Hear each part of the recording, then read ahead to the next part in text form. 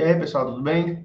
Então, estamos aqui para correção de mais um exercício, de mais um assunto. Dessa vez, vocês estudaram aí com a videoaula a ditadura militar, tá? Então, o Brasil passou por 21 anos sendo governados pelo exército, né, pelos militares, e vocês viram na videoaula o resumo do governo de cada um desses generais que assumiram a presidência do Brasil, tá bom?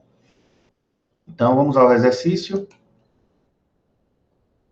FUVEST São Paulo 2002. Na presidência da República, em regime que atribui ampla autoridade e poder pessoal ao chefe de governo, o senhor João Goulart, constituir-se-á, sem dúvida alguma, no mais evidente incentivo a todos aqueles que desejam ver o país mergulhado no caos, na anarquia, na luta civil. Manifesto dos Ministros Militares da Nação, em 29 de agosto de 1961. Então, vocês estão vendo que os próprios ministros do presidente João Goulart lançaram uma nota, um manifesto, dizendo que o presidente estava mergulhando o país no caos, tá?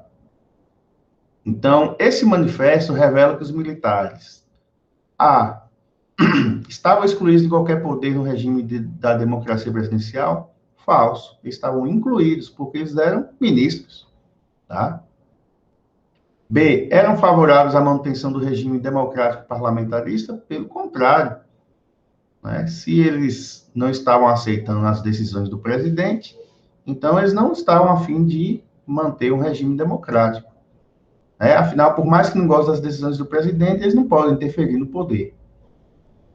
C, justificam a possibilidade de intervenção armada em regime democrático? Correto, tá? Então, eles estavam dizendo que o país está no caminho errado, o presidente está errado. Isso os próprios ministros do presidente falando. O ministro da Marinha, da Aeronáutica e do Exército, ou seja, os ministros militares, falando mal do próprio presidente. Tá? Então, eles já estão dizendo, olha, está errado, isso aí não pode ficar assim. Então, existia uma possibilidade de intervir no governo. E foi o que aconteceu, foi o golpe de 1964. Apoiava a interferência externa das questões políticas internas do país, não tem nada a ver. Eram contrários ao regime socialista implantado pelo presidente em exercício. Gente, não foi implantado até hoje nenhum governo, nenhum regime socialista no país, tá? Alguns presidentes têm ideias socialistas, mas o governo socialista nunca existiu no Brasil até hoje. Então, letra C é a correta. Tá bom? Fundação Getúlio Vargas de São Paulo, 1998. Em relação ao golpe militar de 1964 no Brasil, pode-se dizer, foi fruto de uma conspiração civil-militar alarmada com os rumos nacionalistas do governo de João Goulart. Correto. Então, se a afirmativa 1 está correta, porque de fato o golpe foi uma conspiração com apoio tanto dos civis, né, das pessoas comuns, quanto dos militares. Tá? Se a afirmativa 1 está correta, eu posso eliminar a letra A e B, porque na A e B não tem 1 como correta. E a E também. Então, de cara, só sobrou a letra C e a D.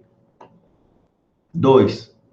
Sobre o golpe militar, foi a forma encontrada pelos comandos militares para garantir a posse do novo presidente? Nada a ver. Tá? Pelo contrário, eles queriam tirar o presidente. Eles queriam tirar, não, eles tiraram o presidente do poder, que foi João Goulart. 3. Representou a repulsa dos setores da sociedade brasileira a tentativa de João Goulart de aumentar a presença do capital estrangeiro no país? Falso. Tá?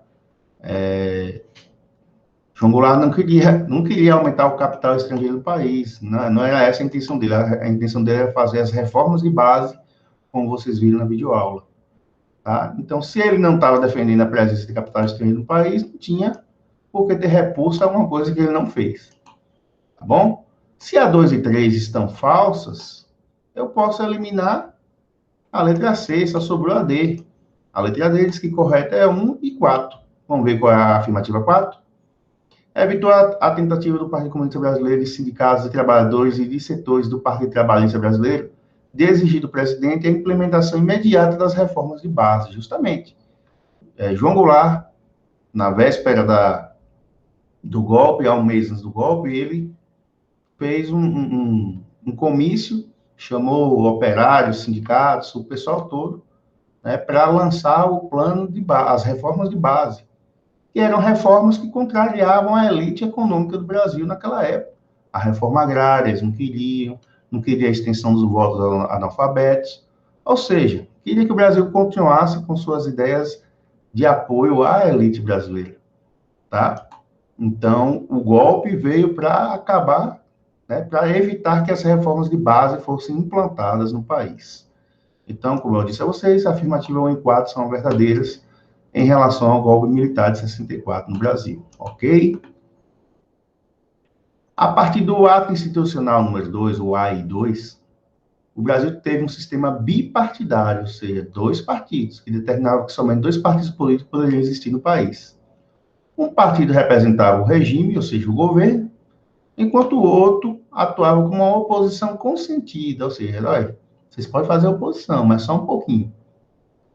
A sigla desses 2 partidos era, ou seja, quais foram os 2 partidos permitidos durante a ditadura militar? Foi a Arena, que era o partido do governo, e o MDB, que era o partido da oposição. Isso ficou bem claro no vídeo, na videoaula que vocês assistiram. Quarta e última questão.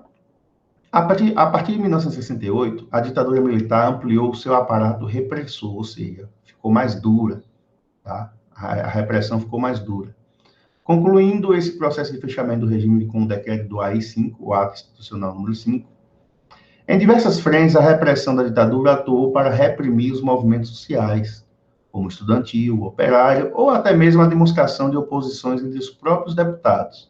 Ou seja, o AI-5 veio para acabar com a oposição no Brasil, qualquer forma de revolta, não sei, não queria deixar ninguém se manifestar. Isso é típico de uma ditadura, né? Tirar do povo o direito de se manifestar, tá? O fechamento do regime fez com que muitos opositores se lançassem à resistência armada, à luta armada contra o governo. Movimento que atuou para derrubar a ditadura pela via armada entre 1968 e 1973. Dos nomes listados abaixo, qual deles não se envolveu com a resistência armada? Então, temos aqui Carlos Marighella, Carlos Lacerda, Carlos Lamarca, João Amazonas e Dilma Rousseff, tá? Então, desses 5 que estão citados aqui, somente Carlos Lacerda não tinha nada a ver com a luta armada contra a ditadura militar no Brasil. Marighella lutou contra a ditadura, Lamarca, João Amazonas e até a ex-presidenta Dilma Rousseff lutou também contra a ditadura, tá? Também contra a luta armada. Então, Carlos Lacerda, para quem se lembra daqueles assuntos anteriores, né, da experiência democrática, da República Populista, vocês viram nas semanas passadas, então, Carlos Lacerda era um político da UDN, um partido conservador, um partido das elites. Tá? Então, ele nunca iria participar da luta armada contra a ditadura militar ao lado da esquerda, já que ele era um político de direita, tá bom? Então, tá aí 4 questões sobre ditadura militar, espero que tenha ficado claro. Se não ficou, volte o vídeo, assista com calma, tente resolver, né? Assista a videoaula de novo, se for o caso, leia no livro, mas não deixe de estudar, tá bom, galera? Até a semana que vem.